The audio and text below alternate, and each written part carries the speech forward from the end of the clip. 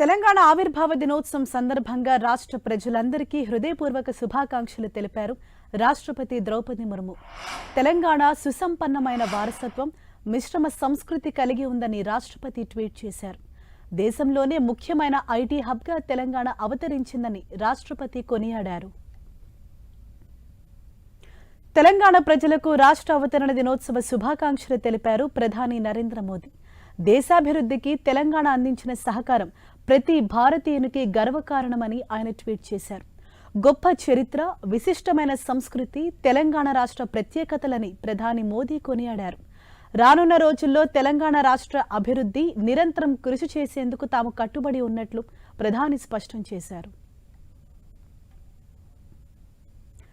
తెలంగాణ ప్రజలకు అవతరణ దినోత్సవ శుభాకాంక్షలు తెలిపారు కాంగ్రెస్ అగ్రనేత రాహుల్ గాంధీ.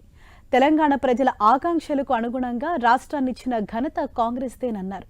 తెలంగాణ ఉద్యమం కోసం ప్రాణత్యాగం చేసిన వారికి నివాళులర్పిస్తున్నట్లు చెప్పారు.